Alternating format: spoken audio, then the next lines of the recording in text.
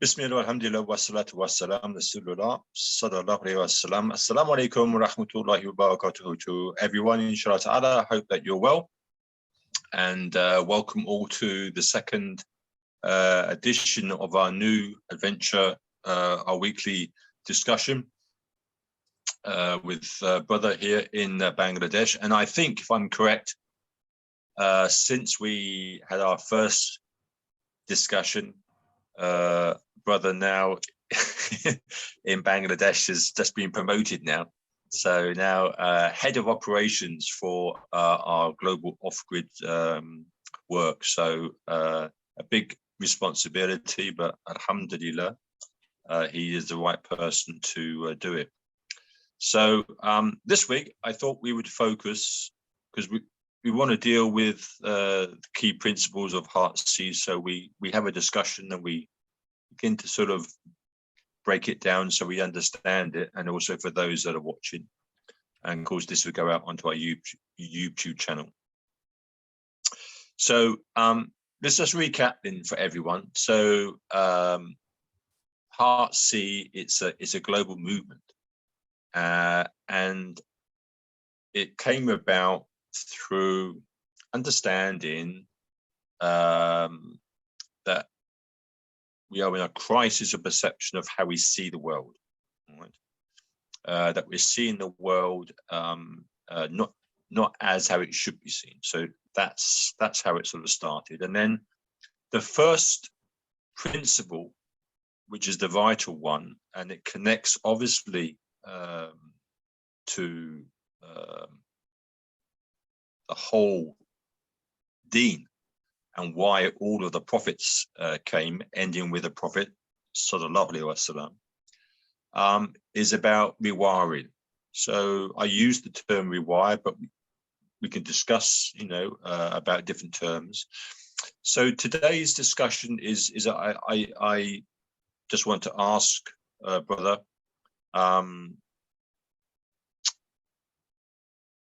when we look at the first principle of rewiring,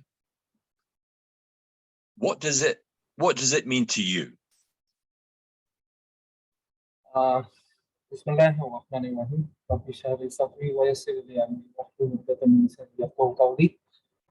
Thank you, Sheikh, for the flow, actually. So about rewiring, this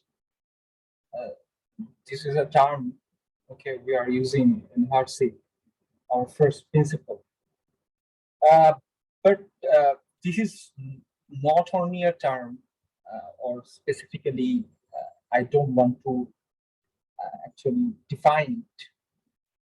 It's a complete feelings. It's a complete journey, and this is the first step.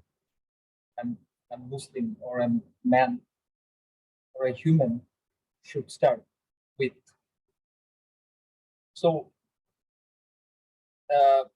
when in my sense, or in my side, with Heartseed, when I started rewiring, okay, I was just going with your classes, okay, and there is a video in YouTube, everyone can find that practical ways of rewiring, that webinar we did with you, 30 minutes video, where we have discussed practically in one way how we can do that. But there is many ways, and what I want to say is every human being is different. Their feelings, their emotions, these are different. So what happened with me, actually, I was searching for some aromas or feelings, what I used to get in my childhood when I used to stay there in the villages with my parents, used to go for vacations. Okay, that aromas, that breathing in the. So you were trying to reconnect to your natural fitra.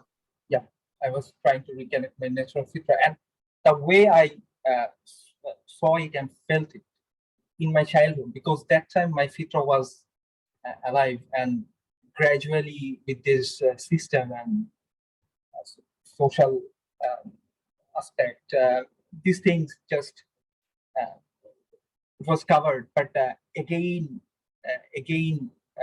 throwing that cover out and again discovering these things. And what I am actually looking for is that same aroma I used to get, same breathing, same feelings. I can still remember in one night I was sitting in the backyard of my house in my childhood, and there was gossip going on, and my grandmother was gossiping, and she was telling stories. Okay, and in the night time I was seeing sun, I was seeing the moon and the stars. Okay, that night, that breeze. Okay, that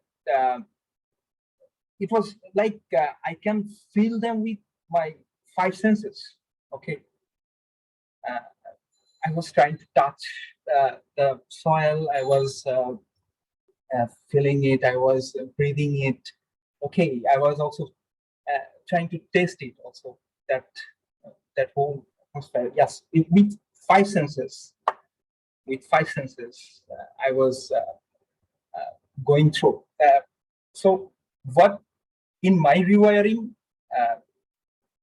I am actually searching, obviously, at that feelings, that core feelings, which is still alive. Okay, that time I could feel that fitra.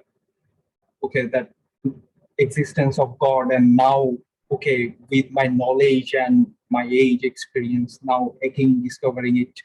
Okay, so my search is that thing actually. I'm searching. But what's interesting is that when we're all young and we're at that innocent age, is when you say that you had your fingers immersed in the earth and you were tasting and everything. When we're young, 4, 5, 6, 7, we're not really conscious that we're using those senses. It's just like automatic. Okay. And it's only now when we're going through trying to explain to someone, hence we're talking about it today, this process of rewiring. And the reason why I want to talk about it is because so many people find it difficult, because when you're young, it's just a natural process. You don't go out and play in the field or in the forest as a young child and think, now I will use my hearing, now I will use my eyes. It's just there. But now we have to spell out words such as nature mindfulness, nature connectedness, and you have to basically go through different levels. Okay, so for the first 2 or 3 days, I just want you to listen to the trees. Then I want you to begin to look, and the difference between looking and seeing. And when we've been conditioned to think, to see, to use our senses in a different way, now compared to a child, it becomes so difficult. And it's like tazkir nafs. Yeah. So our beloved messenger, peace and blessings be upon him, that was what he came to do to the people of Mecca. Before he was talking about Tawheed, but it was about having to, and how he engaged with the companions, may Allah subhanahu wa ta'ala be pleased with them, is he basically had to crush them down, to destroy them, and take all that shirk, that dirt out, to cleanse them, and then rebuild them up like Supermen. You've got to clean. You've got to clean the glass before you put in the pure water. And sadly, we're living in a world today, brother, I don't know if you would agree, that people, Muslims, majority, they can't deal with having to address themselves. They like to point the finger, there's three fingers coming back, and trying to deal with rewiring, reconditioning, tazkiyat ad-nafs, it's too much hard work. Yeah. Actually, it's too much hard work because the way we are going from childhood, then this system, okay, too much in our mind, also in our hearts, that filth, the filth of this system, filth of this life. But again, cleansing this heart again. Now, what's going on is now a conscious move, like rewiring, like a conscious. Now, the process is, yes, I have to consciously see, I have to consciously feel, okay, I have to consciously breathe, like in practical ways of rewiring. We can say in first day, okay, breathing slowly. Okay, so this is it. Now a conscious move will be there. But what I'm saying is what I feel. With this consciousness also, our subconscious mind, that childhood, that feelings, we always have these feelings. We should bring them back with consciousness, with also this subconscious being. We have to embrace it. We have to embrace it. We have to embrace that, yes, we have problems. We have problems. Like we have to admit to Allah, yes, Allah, I have problems. Just cleanse me out. It's it. That just admitting that, yeah, I have done that. I'm like that, but I want to change. I want to change. I want to change my situation. Okay, okay, I don't know. I am detached, but I'm trying. I'm trying with a small step, with the small and slow steps, but continuous steps. Okay, like if I go to my rewiring, like when you started your course, after that, in my mosque there is a small garden. So in the project time, I used to after the prayer, I just come back. I just come back in the sitting areas of the garden, and I just sit back there. I just take a deep breath. Okay, slowly I'm trying to take a deep breath. Then I'm just seeing. Okay, then reciting some verses. Okay, in the open sky. Okay, looking up. Okay, Rasul used to look up. He used to see that whole horizon, that whole trees. Okay, so this is it. This is hard, but what I do, I do constantly. Okay? I put consistency there. Slowly, every day I try that. Yes, after at least one prayer in the day, I walk in the garden. Okay, I try to see, and every day I try to increase that seeing, feeling. Okay, that I try to bring back my senses.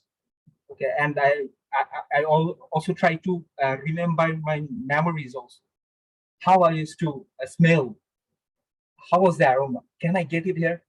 Okay, I'm not getting it. But so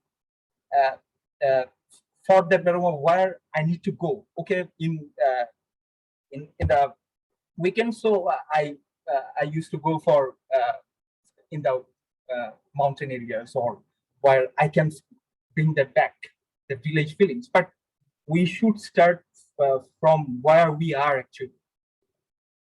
Steps should be from where we are. Okay, what is very much available to us. Okay, not thinking that, oh, I can go to the mountains or I can go to the villages because I have a lot of works in them.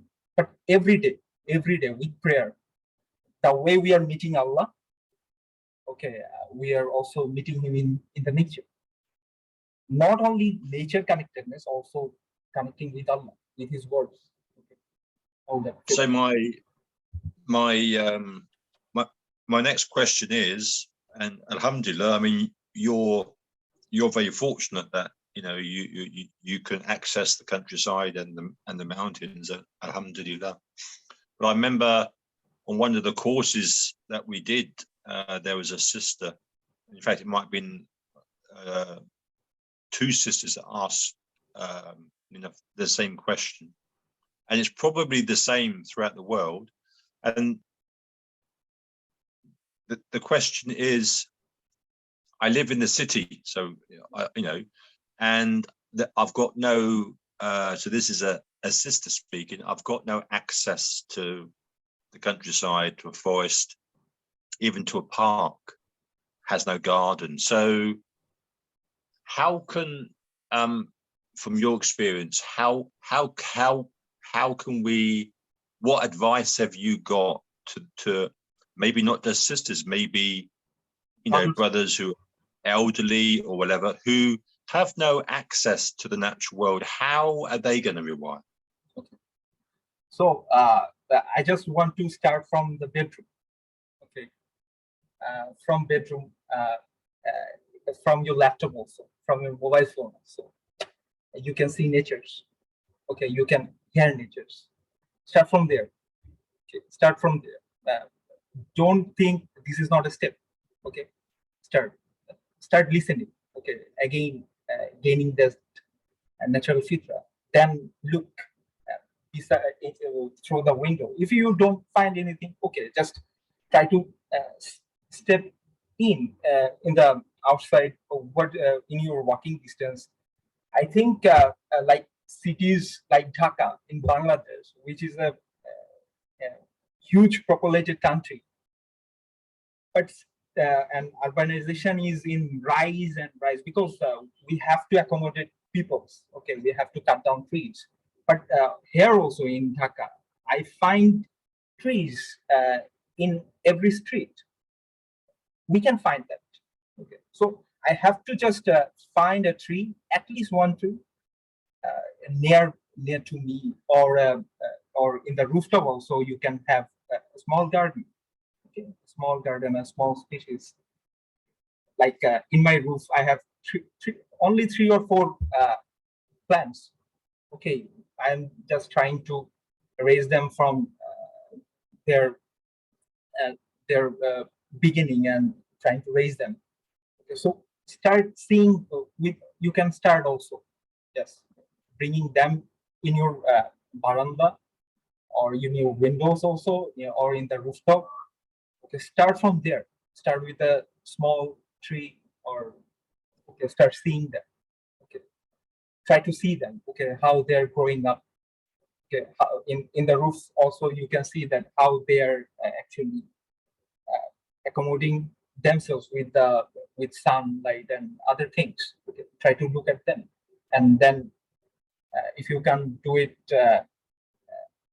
in very early, okay, then try to find a tree, a big mother tree also, okay, in your street. And also the thing is, try to thank Allah for that one tree. At least try to thank that, yes, Allah, you have at least given this tree to see. And I also feel that you will also give me the chance to walk in the roads with trees and trees, inshallah. Okay, so with the gratitude, with seeing this one tree and small steps, okay, in walking distance or others, okay, not that, yeah, I have to go in a immense areas where trees are so much, or in the off-grid areas also, or in the mountains, or is, but we can find them near. Okay, still they are not destroyed. There is 1 or 2. They are isolated. Look at them. I am also isolated.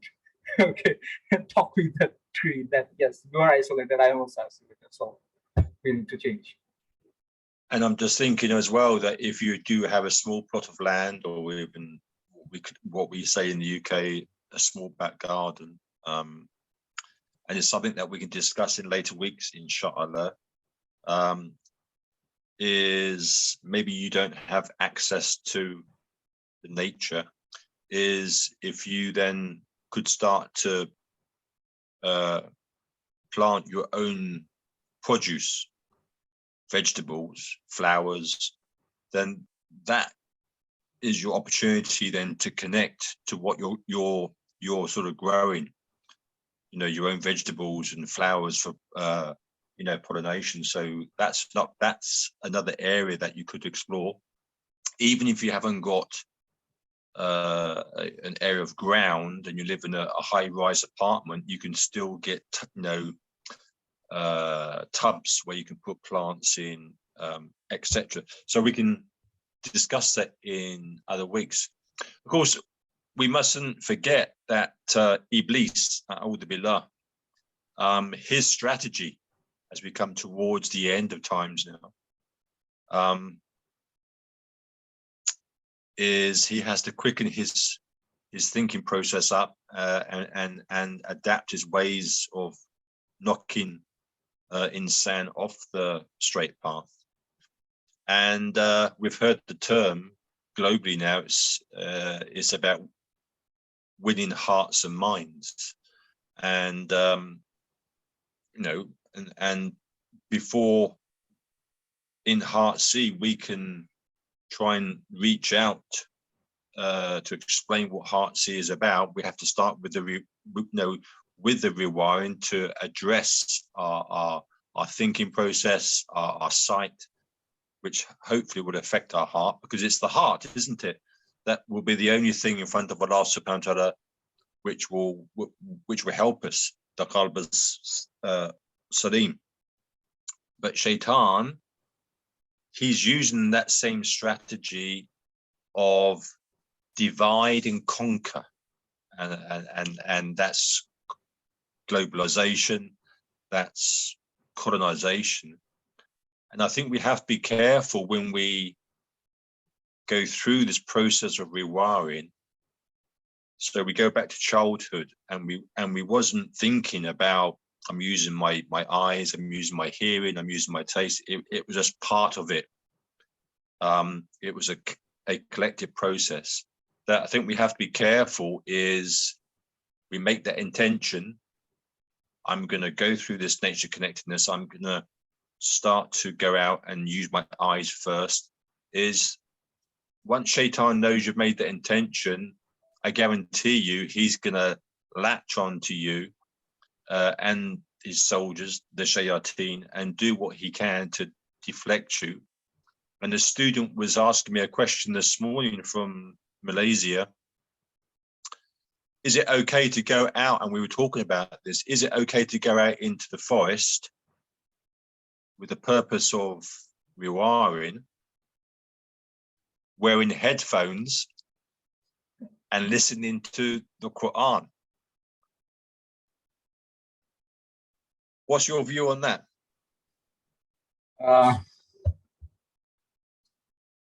I think this whole process, when we are saying that natural things, natural. So the thing is, what is natural for Quran?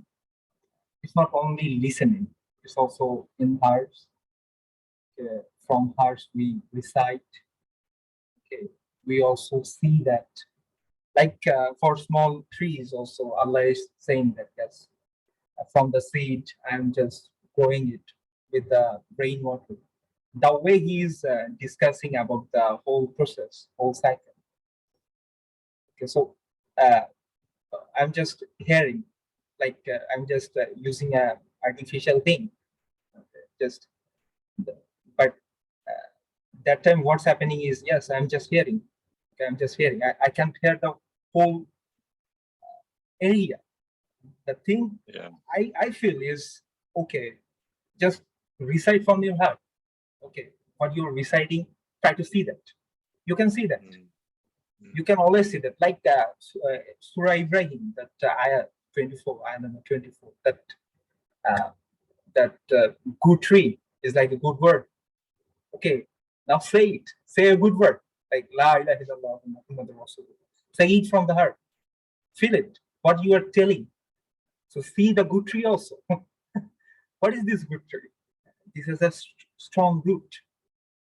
La ilaha illallah Muhammad Rasulullah should also have a strong root in my heart. Because I was saying to the student, so if your intention is to go out and to use your ears to listen to the birds, and then you decide to go out and wear headphones and listen to the Quran, Shaitan may be working on you, because Shaitan might be thinking, I'm going to confuse him now. I'm going to make him think he's doing a good deed by listening to the Quran. But your intention was to go out and listen to the birds sing to help that connection to the Al-Quran al-Taqwini. And Shaitan, without you realizing, could be plotting to, no. If you wear your headphones and you listen to Quran, you're very pious. And so you're going outside thinking that you're doing a good job, but you're defeating the whole object, because you are listening to the Quran, but that was not your purpose to actually go outside. So in the end, Shaitan's actually won. He's won that battle. He's distracted you from that purpose of engaging with the natural voice. So that's why I think we have to be careful at all times of when we make that intention, and we want to focus on our senses, because we're not young now, we have to separate them. So I need to focus on my ears, I need to focus on my eyes, and I think we have to be careful of the whispers of Shaitan, called the whispers of Shaitan, because Shaitan could step in, and because he uses the strategy of conquer and divide, he that we go down that path for a week of just using our ears. There's so many different ways that Shaitan could deflect us, thinking that we're using our ears for good, but we could get sidetracked or whatever. So I think we have to be careful at all times. So my answer to the student was, when you go out into the natural world, don't listen to Quran. You're going there to try and understand the language of nature. Okay. So because there's a time and place for everything. There's a time and place for Quran. There's a time and place for zikr. There's a time and place for this and this. Everything is an act of ibadah. Wherever you're doing, and your intention is to draw closer to Allah subhanahu wa ta'ala, just smiling at your brother is an act of ibadah. Your thoughts? Yes, that's this distraction. Okay, this is now immense. So now, every time we are having whispering, and there is so much deception and distraction is going on. Like with this phone, okay, you can lose yourself anytime. Okay, you're thinking you're doing a very good deed, but you're not doing. You're not there actually, 100%. The thing is, what Allah wants. In prayer also, we are saying Allah wants, but yes, Allah is the Akbar. Okay, so I'm not thinking about other things. I'm just throwing it back, throwing this dunya back. Okay, I'm not thinking about that. I'm just focusing on Allah. What I'm saying to Allah. I'm talking with Him. So this is it, that living the moment where I am actually feeling it. But if you in this time, if you are in the in a park also, okay, you're praying. If you are not concentrating on Allah, you're concentrating on the nature. Okay, because this is also a very good thing. Allah is like you are reciting a surah where like a surah mode where you will see that yes, birds are flying. If you go to see that, your prayer, the whole concentration is destroyed. So at first we have to actually make the niyat. Okay, what we are going to do, and I'm gonna do that with my every bit of ability, and praying to Allah that yes, Allah make it easy for me. This is it. What I think is what we are doing, trying to do this with with our whole ability, with perfection, living every moment with perfection. What we are doing, do it with perfection. Okay, Allah loves that. Allah is perfect.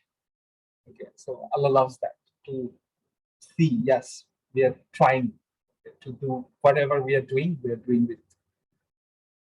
and the other, sorry, yeah, and the other bit of rewiring that we don't talk about much, but it's still there, is we've been programmed and conditioned to see the world in a particular way through, and it's something that we could talk about in coming weeks, which is we often mention about the left brain hemisphere and the right brain hemisphere. Yes. For some some people, and I think that's a discussion for coming weeks, and we need to. I think we need to break that down, because for some people it's too much for them. But I think another way of rewiring is, if we're watching the news or whatever, is we only get a snapshot of that news article. So rewiring is about how we change how we think to see the bigger picture, and it's about how we see as well. Because life's so fast now, it's so busy. We don't have time to think correctly. And back to Shaitan, A'udhu Billah, his strategy is to stop us from thinking and keep our eyes down. Because once we raise our eyes, like with Ibrahim alayhi salam, when he started to see creation, and he was challenging his people, about the moon and the stars,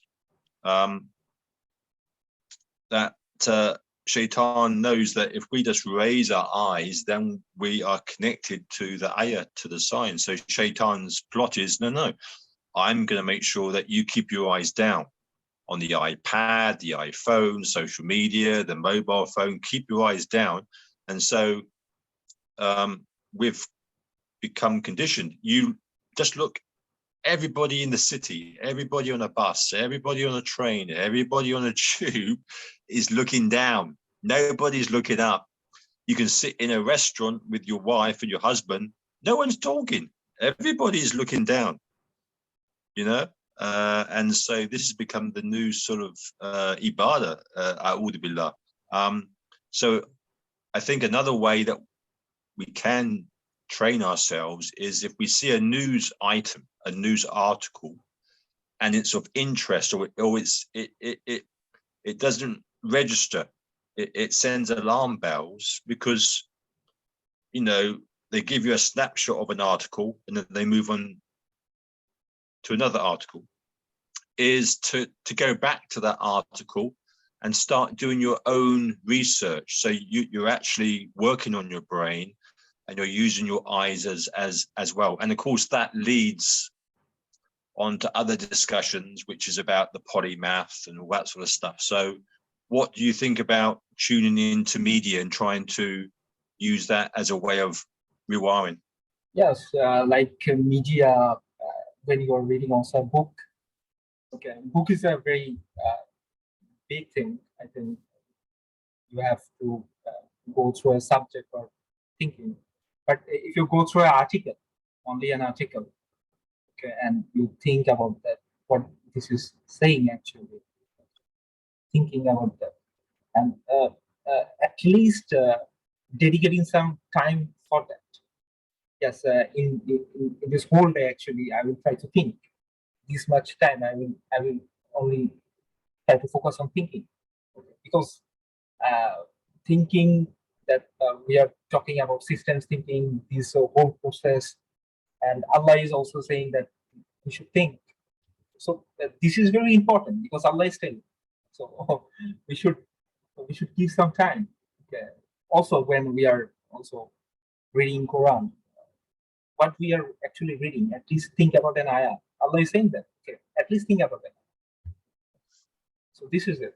So you can start from there also. Yes, I will just think about an ayah, what this is telling. Okay. And also going in depth. what others are telling about that. Okay, from like you can pick 4 or 5 sheikhs, what they are telling about this particular area. Okay, going in depth, listening to this, and so every day pondering on an eye, thinking. So also about the articles, okay, you can go through, you can see, okay, what this is saying. Dedicate this time only on that. So, and of course, when we you know, when we think about thinking, and if you turn to our non-Muslim friends, they are scared to think because they don't want to think, because, you know, and obviously that's another strategy of Shaitan. I don't want you to think. I'm just going to keep you busy. Hence the end of times, life is busy. Just going with the flow. So, yeah, we don't want you to think. Yeah. And so many people who I've heard about who are non-Muslim and maybe even Muslims, they know if they slow down and they actually began to think, it would scare them, it would frighten them. Yes. To frighten them. Because this is, I think, not a, like, why we do party or these ceremonies, like in Bangladesh also, that marriage ceremonies, big program, big events. In every weekends we go to relatives' house. Of course, this is good, but only going without any purpose, just for eating. Okay, and also gossiping without any purpose. Okay, so we're just keeping ourselves busy in making money.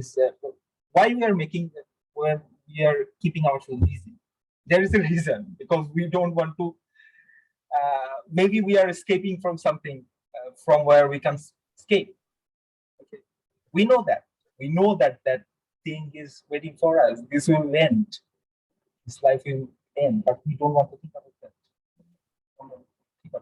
that. It just makes me think when you talk about when we were young, as we all were, and we have that natural fitra that whether you are a believer or not, it's, you know, when you see a forest, when you see the mountains, when you see a beautiful scenery, it affects you. Yes. So that natural fitra is there. And do you think Sheikh, why children are now the main victim of this modernization and smartphones and like that? Because the way my parents used to take me to the villages, but the way we are going, we are staying in Dhaka, and we don't have any connection with nature or village. So what are my children going to do? What average children are doing? They are watching smartphone. They are not eating without smartphone. They are not talking with parents. Okay, leave nature. Nature is a very far thing. What around them, they are not actually connecting with this.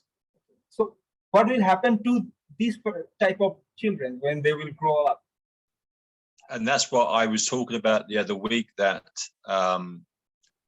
even the language that humans speak, it's not even a language now. So for example, you know, I was brought up in an education system before I became Muslim, where it was all about Shakespeare and how to speak correct English, posh English. But now when you listen to youth, they're not even talking. It's just grunts. All you're doing is just grunting, because we've lost the ability, as you say, we've lost the ability to talk. I mean, I could be here and you could be 5 feet away in an office. I'm not even going to talk to you. I'm just going to send you an email. Yeah. Email or message, like from like short messages from other room. Okay, so this is this thing is very actually alarming for us because children's we are destroying their souls, their future from the very beginning, consciously or unconsciously, because we are busy with our jobs. Okay, we're just keeping them. Okay, keep the smartphone. Okay, just eat with the smartphone. Okay, see. Okay, what we are teaching them. Okay, see YouTube Kids at least. Okay, see, watch cartoons. Okay, but if you are Islamic, see some Islamic cartoons. Okay, we're just keeping them busy, but this is not natural way, or this is not bringing children. It's very alarming. Yes. Yeah, and other things that we need to discuss apart from like the left brain hemisphere, the right brain hemisphere, is we need to discuss, inshallah, in future weeks about algorithms and how that is affecting you, and start to look at things like that. It's been absolutely fascinating as always to talk to you. So I think, inshallah, if we are all here next week, I think we need to just look and explore the subject of the brain, left brain hemisphere, and try and put it into a language that our brothers and sisters out there can understand, and how that relates to rewiring and how we think and how we see and how it affects the heart. Jazakallah khair, brother, for this wonderful discussion. It's going to be live on YouTube at some stage. Inshallah ta'ala, may Allah subhanahu wa ta'ala keep you safe and keep the ummah safe as well. Assalamu alaikum wa rahmatullahi wa barakatuh. Assalamu alaikum, Sheikh.